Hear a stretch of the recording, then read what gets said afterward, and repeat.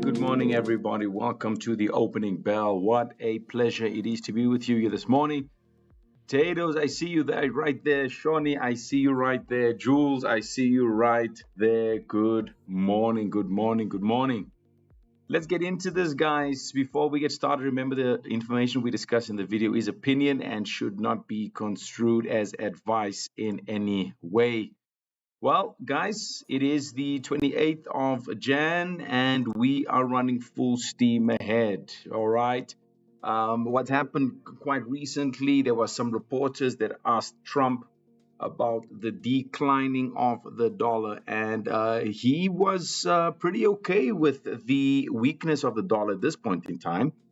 Some of his statements does, come from the premise of he loves the fact that it's at a specific place because of the growth, and a weaker dollar then does give the US a chance to expand from business to trade agreements, etc. All of this, it does help while the economy expands and the businesses move. One could even say that politicians think in election cycles, which is every 2 to 4 years, versus a central bank that's thinking 10 to 20 years. So that's a very, very, very important one over there. So please make sure that you tune into the news today.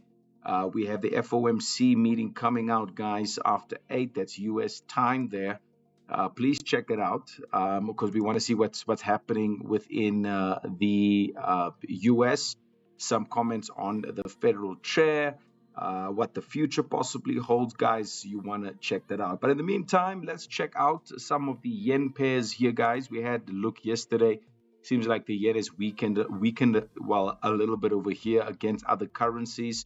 And guys, remember, I'm taking away the fact that the dollar is weak at this moment in time. All right, it is weak. So from a Japan perspective, guys, we are seeing that the New Zealand dollar is approaching the 92.186 area. We're seeing the pound against the yen as well is approaching the 210 resistance to go to 211. The CAD JPY is approaching the 112.723 resistance level right there to possibly push up. The AUD JPY at this point in time is a little bit stuck. We've already hit the 107.082 level. And so we're seeing that we might push through there today. From an NZD CAD perspective, guys, the guys that are still holding this one, we're still pushing to the upside. You can see the 8-hour and the 4-hour is still up. Nothing has actually changed over there, guys. What's also important for us to notice is the GBP NZD. We're seeing something here. Now, whilst the NZD is near its 6-month highs, for the reasons that inflation is higher than expected, markets expect those rate hikes later this year. There's now July and September that's on the cards. The impact is obviously higher rates means a stronger currency. It's a good signal for carry trades and risk sentiment. However, we're seeing a bit of a correction happening here now. If we can just get some closing above this 2.29567, we could see the pound extend to the upside here. It's already setting up. It's setting up very nicely. You can see it on the hourly frame as well. Many guys would see a resistance, which is true. Yes, it's true. This is a resistance, but you get resistance levels technically that is still pushing to the upside. So at this point in time, we are still seeing the momentum. All right, we're still seeing price possibly pushing to the upside. I mean, we came from that low yesterday, and we've had a big move to the upside here. And this correction could be done, and then obviously pushing up to the 2.31847. Don't forget to look out for the NAS 100 here, guys. We've now pushed up once again back to previous highs over at the 26,000 area. Follow it on the daily chart actually, because it's very bullish still. We do anticipate it to go up to 26,288. That's going to be important for us. Remember, guys, tech stocks are still, the main thing at this moment in time. S&P 500 are at record highs. So if we have to put this into context today, guys, weaker dollar means the commodities are up, emerging markets are up, gold and crypto is up, the stocks are being supported by it as well. And one of the big reasons why this is happening is because of the policy uncertainty. We're seeing the tariffs, the Fed independence concerns, and obviously the currency intervention speculation. Markets are pricing a lot of uncertainty with safe havens. All right.